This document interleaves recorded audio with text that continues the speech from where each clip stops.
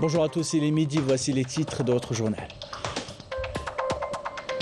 Comment la diplomatie algérienne s'adapte aux changements géopolitiques et stratégiques que connaît la région? La crise au Niger a redistribué les cartes. Nous verrons dans un instant les priorités d'une diplomatie au service des intérêts stratégiques du pays.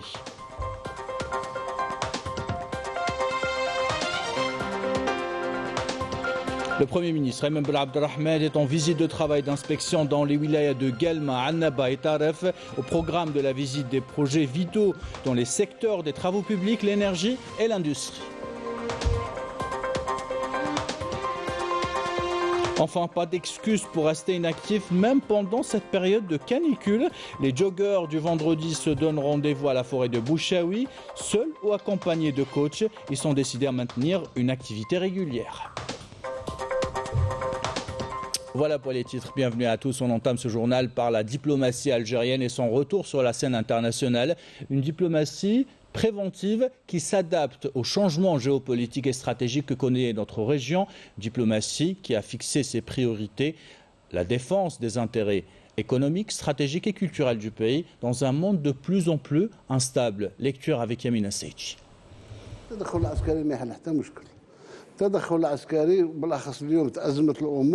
فيه انضمام دولتين مجاورتين للنيجر باش تدخل في المعركة ومن بعد نشعلوا كاع الساحل الأمور تتحل بالمنطق. Les récents développements au Niger ont transformé des pays voisins de l'Algérie en théâtre de manœuvres géopolitiques, des tractations et des enjeux de pouvoir qui menacent la stabilité de la région du Sahel. Face à ces récents développements, la diplomatie algérienne a dû s'adapter. Nous pourrons qualifier la diplomatie algérienne de diplomatie intégrée, une diplomatie exécutive qui est constamment dans l'action pour servir au mieux les intérêts de l'Algérie dans tous les aspects, à la fois bilatéraux et multilatéraux, ainsi que les relations extérieures. Durant ces dernières années, la diplomatie algérienne a joué un rôle clé dans la résolution des crises sur le plan régional et international. Comme vous le savez, l'activité diplomatique sur le terrain a connu une grande évolution. Cela se manifeste par exemple par des visites du ministre des Affaires étrangères à plusieurs capitales. Tous ces événements récents nous permettent de faire la différence et de voir concrètement l'évolution de l'activité de la diplomatie algérienne qui auparavant était isolée et se contentait des formalités sous une forme traditionnelle basée sur les déclarations et les communiqués de presse entre autres. L'Algérie ne manque pas à ses obligations de solidarité et de bon voisinage et rejette également toute ingérence dans les affaires d'autres pays, comme elle réagit vigoureusement contre toute tentative d'ingérence dans ses affaires nationales, restant ferme dans ses positions pour instaurer la sécurité et la paix à l'échelle nationale, régionale et internationale. Le président de la République a réservé $1 milliard pour le développement dans les pays africains. C'est une grande décision diplomatique et humanitaire destinée au développement du continent. À la poursuite d'une politique étrangère dynamique et proactive, le président de la République a revu les objectifs et les missions traditionnelles de la diplomatie algérienne et a réservé 4 de ses 54 engagements à la diplomatie. Mettant l'accent sur les relations bilatérales et multilatérales, il promet une diplomatie économique efficace au profit du développement national et des acteurs publics et privés du domaine commercial. Une attention particulière est accordée à la diplomatie culturelle et religieuse, ce qui contribue au rayonnement international du pays. Autre objectif, impliquer davantage la communauté nationale à l'étranger dans le développement du pays. Dans l'actualité de ce samedi, le Premier ministre Ayman Ben Abdelrahman, accompagné d'une délégation ministérielle, a entamé aujourd'hui une visite de travail d'inspection dans les wilayas de Guelma, Annaba et Taref. Lors de cette visite, le Premier ministre inspecte plusieurs projets d'infrastructure ainsi que des projets vitaux dans les secteurs des travaux publics, l'énergie et l'industrie. Première étape de cette visite dans la wilaya de Guelma, où il a déposé la première pierre du projet de réalisation d'un tronçon de modernisation, de dédoublement et de réajustement du parcours de la ligne ferroviaire minière qui relie la wilaya de Tébessa à celle de Annaba.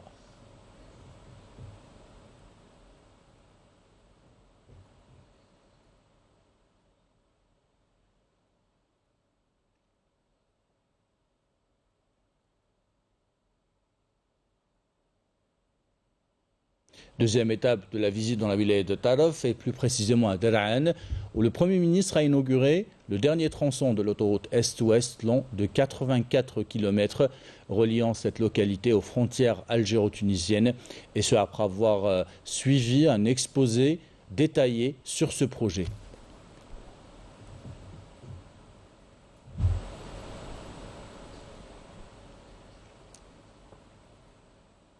Et parmi les projets importants pour notre sécurité hydrique maintenant, les stations de dessalement d'eau de mer. L'Algérie a décidé à recourir à cette solution pour approvisionner sa population en eau potable.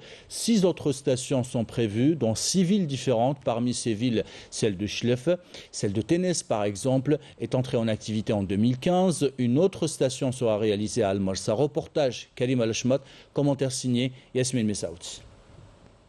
Sur une superficie de 6 hectares, la station de dessalement d'eau de mer de Ténès a été dotée des dernières technologies. Une station qui assure l'approvisionnement en eau potable des habitants de la wilaya de Chlef, avec une capacité de production de 200 000 m3 par jour.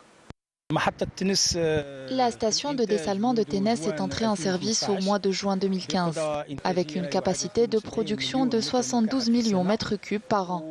Depuis sa mise en service, nous avons enregistré une production de 500 000 millions de mètres cubes. La station compte 80 employés. Nous utilisons la technique de l'osmose inverse, qui consiste à récupérer 60% de l'énergie utilisée. Une station dirigée par des ingénieurs algériens qui veillent à fournir aux consommateurs une eau de qualité conforme aux normes internationales. Nous nous chargeons d'ajouter de l'hydroxyde de calcium ainsi que du chlore et de l'oxyde de carbone pour obtenir une eau potable. Dans ce laboratoire, nous nous chargeons également de l'analyse de l'eau de mer grâce à un matériel de pointe pour avoir une eau potable conforme aux normes internationales.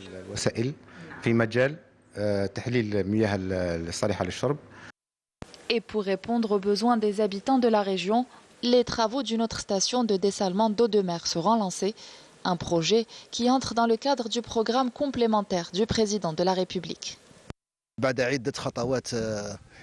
Après plusieurs études de sol, nous avons choisi ce terrain situé dans la commune d'Al Marsa. Il y a 6 stations que nous projetons de réaliser. Elles seront situées à Tlemcen, Mostaganem, Chlef, Tizi Ouzou, Skikda et Djidjel. Les travaux seront lancés en 2024. La station d'Al Marsa approvisionnera également Ain Defla et Médéa.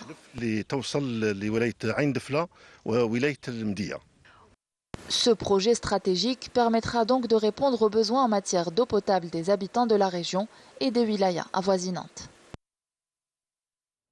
On termine ce journal avec les joggeurs du vendredi. Ils bravent la chaleur pour maintenir la forme et garder les bonnes habitudes. Seul ou avec un coach à la forêt de Bouchaoui, les sportifs rencontrés par Ina Lerari ne veulent plus entendre parler d'excuses pour rester inactifs. Reportage. Malgré les températures caniculaires, une chose reste constante, la détermination de nombreuses personnes à poursuivre leur activité physique en plein air. L'exemple au cœur de la forêt de Bouchaoui, où chaque vendredi matin, un groupe motivé se rassemble pour des séances d'entraînement hebdomadaires. On fait du sport. On pratique 3 fois par semaine, généralement, mais spécialement la cadence. On a gardé la même cadence, sauf que le rythme on va essayer de faire des exercices qui correspondent à la chaleur au gars. Pour gagner, il suffit de se réhydrater. Il faut beaucoup boire d'eau et ne pas arrêter du sport, être toujours motivé. Et la pratique de sport, c'est quotidiennement. Hiver, au contraire, c'est beau. On a la pluie qui tombe sur nous et quand on court, c'est magnifique. En été, c'est un peu dur, c'est vrai. À l'air, c'est un peu dur. Par rapport à l'humidité, le taux d'humidité qui m'a dit, mais il y en a. J'ai couru uniquement 8 km, c'est pas beaucoup, mais quand même. Je l'ai fait, je suis contente pour moi. Pour beaucoup, l'exercice régulier est bien plus qu'une simple activité physique. C'est un moyen aussi de se libérer du stress de la semaine, d'améliorer le bien-être mental et maintenir un niveau d'énergie élevé malgré la chaleur.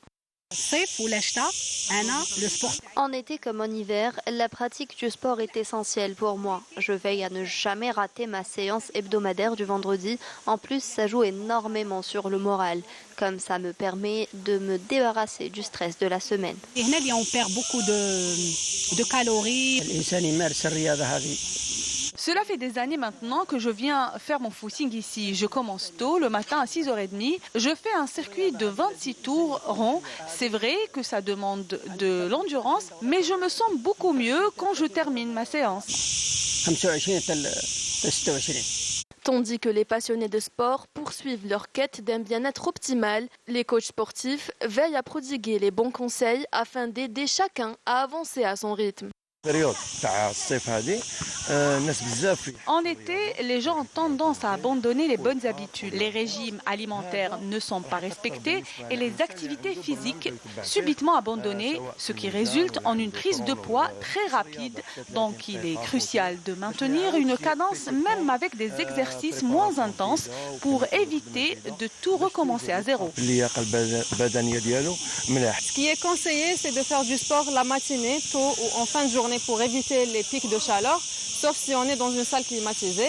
Pour l'alimentation, c'est bien de favoriser les fruits parce que c'est frais, ça nous aide toujours à s'hydrater. Il faut réduire un petit peu le volume, ne pas chercher à trop transpirer parce que la transpiration, ce n'est pas de la graisse. Garder une bonne séance, correcte, mais pas trop longue. Ne pas chercher à trop se fatiguer, ni à rester en super forme à la fin de séance parce qu'il faut bien un minimum de fatigue pour bien récupérer après. Même en été, il est important de rappeler que la pratique d'une activité physique régulière est indispensable pour garder une bonne santé.